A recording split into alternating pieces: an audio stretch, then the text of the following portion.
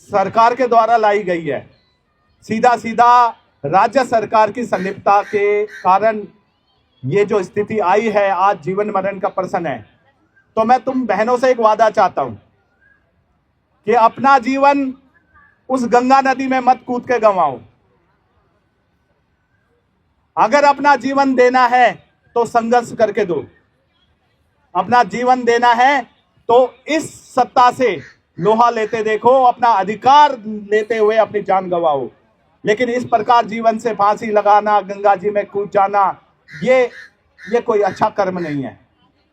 अपने अधिकार लो, अपने अधिकार, अपने संघर्ष से अगर तुम्हें मृत्यु प्राप्त होती है तो वो मृत्यु ज्यादा श्रेष्ठ है, बजाय इसके कि आप गंगा जी में कूदो या फांसी लगाओ।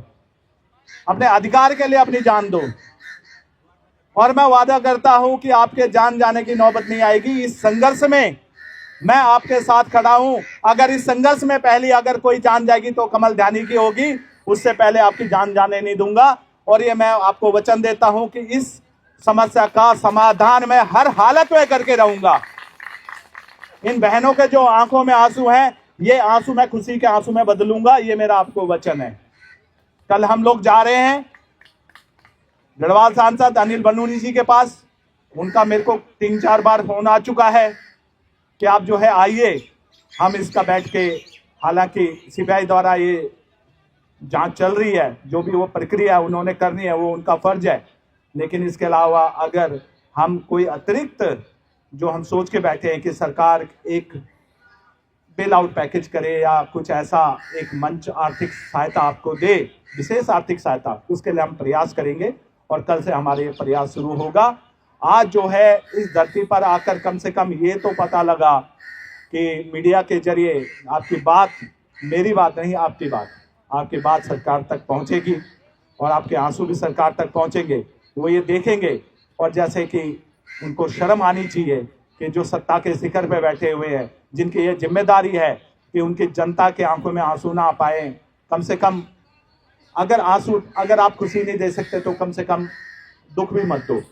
लेकिन मैं ये कहना चाहता हूं कि जो उत्तराखंड की सरकार ने अपने जिम्मेदारी से पल्ला झाड़ा है, जिस प्रकार आपके क्षेत्रीय विधायक धन सिंह रावत जी ने पल्ला झाड़ा है, जिस प्रकार उत्तराखंड के मुख्यमंत्री पुष्कर सिंह धामी ने पल्ला झाड़ा है, तो उनको चुल्लू भर पानी में डूब मरना चाहिए, ना कि आप लोगों को गंगा में कूदने की जरूरत है। ये डूब मरने की बात उनके लिए है, उनको डूब मरना चाहिए। वो मरे इस तरह, वो मरे फांसी लगा के, आपको नहीं मरना है। आपके संघर्ष के साथ महानगर दिल्ली उत्तराखंड प्रवासी संगठन है, और हर हालत में आपका अधिकार हम लेकर रहेंगे, आपका पैसा सरकार से वापस दिलाकर रहेंगे। ये महानगर दिल्ली उत्तराखंड प्रवासी संगठन के अध्यक्ष के रूप में कमल ध्यानी का वचन है। हर हालत में इस बार आपको खाली हाथ नहीं जाने दिया जाएगा, इस बार आपकी झोली भर के जाएगी यहाँ से। बहुत बहुत धन्यवाद। भारत माता की जय। उत्तराखंड जय। उत्तराखंड। जो मेरी बहनें बोल रही थी उनसे अलग तो मेरी कहानी भी नहीं है, सबकी यहाँ पे एक ही कहानी है। और कहानी बनाने वाले हमारे अपने ही लोग थे, जो इस कहानी के सूत्रधार रहे हैं, है ना। कि एक बार आए, 2 बार आए, 3 बार आए, 4 बार आए, और आज वो अपने घरों में है। हमें सड़क पे बोलते थे घर से बाहर निकलो, घर से बाहर निकलो। क्या हमें अकल ही नहीं थी कि घर से बाहर निकल के ऐसे सड़कों पे आना है? यही हमारा घर से बाहर निकलना उनके मायने थे कि घर से बाहर निकलो, तुम्हें कुछ आता जाता नहीं है, घर से बाहर निकलो। पैसा सभी का उतना ही लगा हुआ है, हमारा तो क्या बताएं, फिगर में तो बता भी नहीं सकती, बहुत ज़्यादा है। और जैसे अभी एक बहन कह रही थी कि मेरे को इतनी बीमारियां लगी, सेम बीमारियां मेरे को भी लगी। पहले तो बीपी की लगी, तब शुगर की लगी, अब हार्ट की है। तो कितनी चीज़ों की दवाइयां खानी है ना। और मेरे समझ में ये नहीं आया कि कह रहे लोग वो गिरफ्तार हो गए, वो ये हो गया, वो हो गया।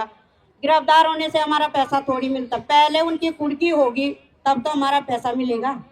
हम तो चाहते हैं फटाफट सरकार उनकी कुर्की करे, और जितने लोग हम पीड़ित सड़कों पे हैं उतने लोगों का ज़्यादा नहीं तो 30%, 20% जितना कुर्की का पैसा होता है उतना तो दे दें।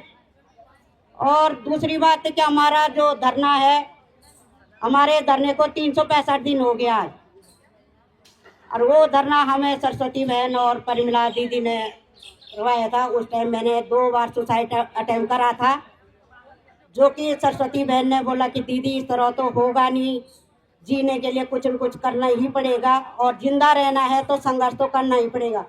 मैं दिल की गहराई से सरस्वती बहन का धन्यवाद करती हूँ और परिमला दीदी का, जिन्होंने उस समय पे हमें आश्वासन दिया कि कुछ तो करो, और ऐसे मरने से अच्छा है कि कुछ लड़के मरो, है ना। और दूसरी धन्यवाद करती हूँ मैं ज्ञानी भाई का, जिन्होंने हमें एक वो दिखाई, राह दिखाई है कि बहनों संघर्ष करो और मैं तुम्हारे साथ हूँ। हमारे संघर्ष में कई लोग आए, कई गए, लेकिन जो आज तक टिके हैं वो है सरस्वती बहन। उसकी दिल की गहराई से शुक्रिया। और जब मैंने 2 बार सुसाइड अटेम्प्ट करा था, तो एक दिन मेरा लड़का नहीं आता नीचे, तो उस दिन मैं फांसी पे चढ़ रखी थी।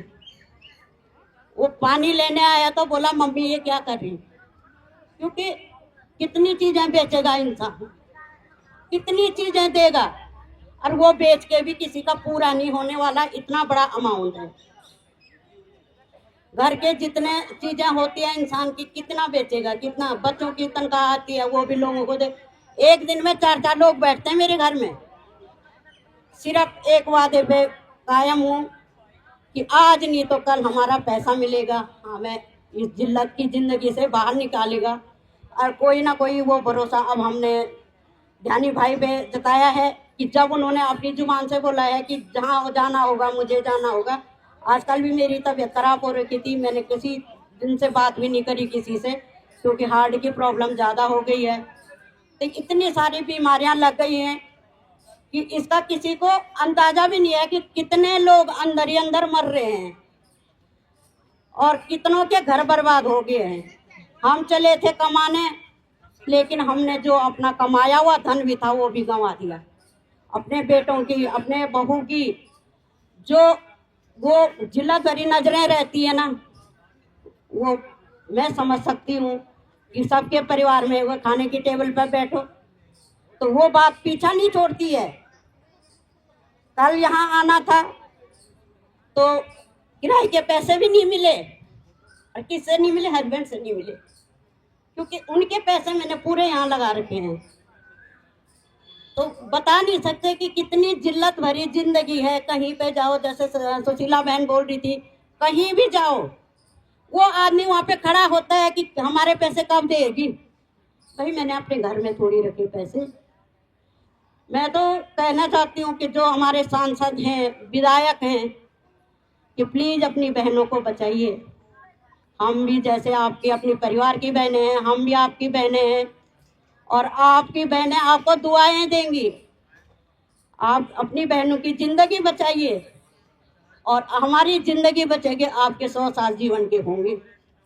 हम भी जीवन का 2-4 संघर्ष आगे जीना चाहते हैं, हम थोड़ी मरना चाहते हैं। कौन मरना चाहता है? मुझे तो नहीं लगता यहाँ चाहे कोई कितना बुढ़ा भी होगा वो मरना चाहता होगा, कोई नहीं चाहता। पर इज्जत की जिंदगी, ताकि हम कहीं मार्केट में जाएं कोई ये न बोले हमारा पैसा कब देगी।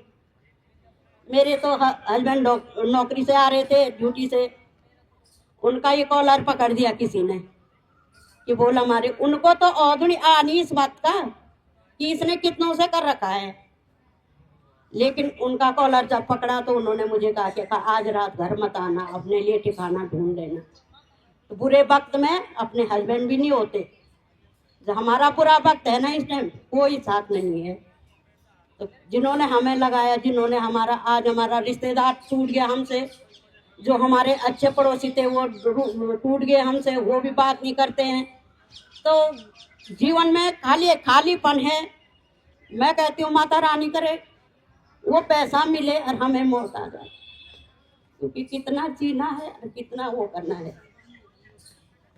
लोगों का पैसा देना, वो भार लेके हम नहीं जीना चाहते, क्योंकि हमने तो अपने घर में रखा नहीं वो पैसा, पैसा तो दिया हमने, सरकार के खाते में था, और वो सरकार ने रखे, ब्रांच मैनेजर ने रखे, वो जाने, लेकिन हमने उस सिस्टम को दिए थे जो सरकारी सरकारी बोल के हमें ठगा गया है। तो ज़्यादा कुछ नहीं कहना चाहती हूँ कि मेरे अपने उत्तराखंड सांसद से और विधायकों से एक ही निवेदन है कि अपनी बहनों को बचाइए, अपनी बहनों के घर संसार को बचाइए, और आप हमें बचाएंगे, भगवान आपको बचाएगा। धन्यवाद। बोला है, नाम से मैं नहीं जानती हूँ, पर लेकिन उन्होंने बहुत अच्छी बात बोली है। हम लोग यहाँ पे कितने बर्बाद हो चुके हैं, और ये हमें हमारी आत्म जाति या ऊपर वाला जानता है, ऊपर वाला जानता है। और ये है, मैं यहाँ पे सबसे पहले धन्यवाद करना चाहती हूँ अपनी छोटी बहन सरस्वती की, जिसने हम लोगों का आज तक जिंदा रखा है, जिनकी वजह से आज हम जी रहे हैं, क्योंकि उसने हम लोगों को जीना सिखाया है, उसी की वजह से हम जी रहे हैं। और धन्यवाद करना चाहती हूँ मैं यहाँ पे कमल ध्यानी भाई जी का, अपने बड़े भाई जी का, जो हमारा साथ दे रहे हैं, हर जगह पे हमें सपोर्ट कर रहे हैं। यहाँ पे मैं एलसीसी जितने भी भाई बहन हैं जो आज घर में बैठे हैं, हम लोग यहाँ पे 1.5 साल हो चुका है, 1.5 साल से हम लोगों ने अपना घर बार बर्बाद कर चुके हैं, 1.5 साल से हम फील्डों में पड़े हैं। हमारे घर में भी बच्चे हैं, सास ससुर हैं, हस्बैंड हैं, तो हम लोगों से उन चीज़ों पर हमें कोई मतलब है, हमें सिर्फ एक ही मकसद है कि हमारा पैसे मिले, और कैसे मिले और कैसे हम अपने पैसे निकालें। मैं यहाँ पे अपने उत्तराखंड सरकार से ये पूछना चाहती हूँ कि यहाँ पर कोई भी पॉलिसी आती है, कोई भी सिस्टम आता है, तो ये अपने कहीं पर लोग एक छोटी सी ठेली लगाते हैं, उसके लिए परमिशन लेनी पड़ती है। यहाँ पे इतना बड़ा फ्रॉड हुआ है, इतनी बड़ी सोसाइटी आई है, ये अपने मर्जी से कैसे राज्य में आई है, कैसे केंद्र में आई है। राज्य में बोलने केंद्र का है, केंद्र में बोलने राज्य का है, तो कहाँ से उड़ के तो ये आई नहीं, किसी अनुमति से यहाँ पे पहुँची होगी। मैं हाथ जोड़ के निवेदन यही करती हूँ, हम लोग इतना परेशान हो चुके हैं कि हमें घर बार बर्बाद हो चुके हैं, लोग हमें इतना परेशान कर रहे हैं। जैसे अभी बहन ने बोला है, हम सुबह मॉर्निंग वॉक पे जाते हैं, लोग हमें वहाँ पे ताना मारते हैं, मंदिर जाते हैं वहाँ पे ताना मारते हैं, हाट बाजारों में जाते हैं वहाँ पे ताना मारते हैं, कब पैसे मिल रहे हैं। हम उन लोगों को क्या जवाब दें। उनका कहना बहुत सही है, क्योंकि हम लोगों को वो लोग जानते हैं, उन लोगों को नहीं जानते हैं। यहाँ पे समीर अग्रवाल को नहीं जानते हैं, जीसस बिष्ट को नहीं जानते हैं, उर्मिला बिष्ट को नहीं जानते हैं, मंगला नेगी को नहीं जानते हैं, आसान पुसवान को नहीं जानते, हम लोगों को जानते हैं। अरे यहाँ पर जो हमारे ब्रांच मैनेजर है, उनके मुंह से ये सुनाई दे रहा है कि एजेंट कस्टमर तो एजेंटों को जानते हैं, हमें नहीं जानते हैं। तो हम उनसे ये पूछना चाहते हैं कि हमारे पास ये सिस्टम कौन लाया और किसने हमें ये बताया, कौन हमें ये फील्ड में लाए। लाने वाले तो वो लोग हैं, जब उन्होंने हमें सिखाया, हमें बताया, तभी तो हम लोग भी फील्ड में गए हैं। हमें भी जैसे उन्होंने बोला वैसे हम लोगों ने भी किया है। यहाँ पर जैसे बहन ने बोला कि यहाँ पे आधा से ज़्यादा 99% फौजी है, फौजी की फैमिली है। और जो यहाँ पे बेचारे झाड़ू पोछा करके जिन्होंने हमारे पास 2 रुपये जमा किया है, आज हम उन लोगों से खून के आंसू रोते हैं। वो तो रोते ही रोते हैं, हम भी उनको देख के रोते हैं कि हमने कहाँ से इन लोगों के यहाँ पे 2 रुपया हमने जमा किया है। आज लोग बेचारे कहते हैं कि हमें हमारा पैसा, तो हम दें कहाँ से पैसे, हमने घर पे तो लगाए नहीं है, ना हमने प्रॉपर्टी जोड़ी है, ना हमने कोई अपने बच्चों पर लगाए है, ना हमने कुछ किया। हमने भी अब 2 पैसे अपने यहीं लगाए हैं, और अपने बच्चों की किसी ने शादी के लिए जमा किया होगा, किसी ने अपने बच्चों की पढ़ाई के लिए जमा किया होगा। तो आज हमें वो ज़रूरतमंद पैसे हमें हमारे ज़रूरत पर नहीं मिल रहे हैं, और इतने परेशान हो चुके हैं कि हमें यहाँ पर न कुछ बोलना आता था न कुछ। हम एक सैम्पल हाउस वाइफ हैं, और मैं उन फौजी भाइयों से जो बेचारे मणिपुर के जंगलों में उन्होंने नौकरी किया है, बॉर्डर में नौकरी किया है, जम्मू कश्मीर में नौकरी किया है। और लेडीज़ एक ऐसी होती है, जैसे मैं हूँ ऐसे और भी हैं, कि हर लेडीज चाहती है कि मेरे 2 रुपये बचे, मेरे बच्चों के काम आए, मेरे भविष्य में काम आए। अपने खाना पी के हमने ये पैसे बचाए हैं। आज हम लोग इतना बर्बाद हो चुके हैं कि हम न किसी से मुंह दिखाने लायक नहीं है। हमें यहाँ पर लगता है कि जो यहाँ पर आज के डेट में मर्डर कर रहे हैं, जो यहाँ पर दिन रात कुछ भी केस कर रहे हैं, उन लोगों को शर्म नहीं है। लेकिन हम लोगों को लगता है हमने दुनिया का मर्डर हम नहीं किया है। लोगों के सामने हमें मुंह दिखाने के लिए ऐसा होता कैसे दिखे, लेकिन उन लोगों को वो लोग बोले ना बोले, उनको देख के हमारा आधा खून सूख जाता है कि हम इनसे अपना मुंह कैसे दिखाएं। तो यहाँ पर उन्हीं लोगों को होते हैं जो लोग इज्जतदार रहते हैं। जो इज्जतदार नहीं रहते हैं वो खुले आम घूमते हैं, उन सर उठा के घूमते हैं, उनको कोई लाज शर्म नहीं रहती है। लेकिन इज्जतदार वाले को लाज शर्म रहती है कि मैं कितने इज्जतदार से मैंने 2 रोटी खाई थी, आज मैं इस सिस्टम में आके यहाँ पे अपना जो है सारी इज्जत भी गंवा दी है और यहाँ पे रिश्तेदारी खो दी है, नाते नाते सब खत्म कर दिए हैं। यहाँ पे कोई चीज़ पास पड़ोस कोई बातचीत करने के लिए तैयार नहीं है। तो हमें दिन रात, मैं अपनी कहानी सुनाती हूँ, मैं दिन रात, ना मैं रात सोती हूँ ना दिन सोती हूँ और माइग्रेन की डिप्रेशन में जा चुकी हूँ। मुझे हर दिन मुझे माइग्रेन की बीमारी होती है, सर दर्द होता है, आज भी मैं उसी से मर रही हूँ। तो उस दिन से मैं तब भी आज इस हालत में यहाँ पहुँची हूँ। तो मैं यही कहती हूँ, मुझे ना ज़्यादा कहना आता है, हम लोग एक सैम्पल हाउस वाइफ में अभी भी 4 बार बोल रही हूँ, लेकिन यहाँ पे हम लोगों ने इतने पैसे लगाए हैं। मैं सरकार से हाथ जोड़ कर निवेदन यही करती हूँ कि महिलाओं का, हर जगह बोलते महिलाओं का मान सम्मान करो, महिलाओं को सम्मान दो, लेकिन आज वो सम्मान कहाँ गया है? जो महिलाएं दर दर भटक रहे हैं, रोडों पे भटक रही है। और 1 साल से हम लोग श्रीनगर से लोग पैदल आए, हम ऋषिकेश, हरिद्वार, जहाँ से भी देहरादून से पैदल आए हैं, हम 7-8 दिन में हम यहाँ पहुँचे हैं। क्या हम लोगों की ज़िंदगी नहीं है? भूखे प्यासे बट गए हम लोग। मैं यहाँ पर एक बूंद पानी कहीं नहीं पीती हूँ। जो रोटी मैं घर से लाई थी उसी रोटी पे मैं यहाँ पर रही हूँ। आज मुझे यहाँ पे खून के आंसू आते हैं कि कैसे हम लोग यहाँ पर अपना जीवन पार करें, कैसे हम लोग लोगों के सामने मुंह दिखाएं।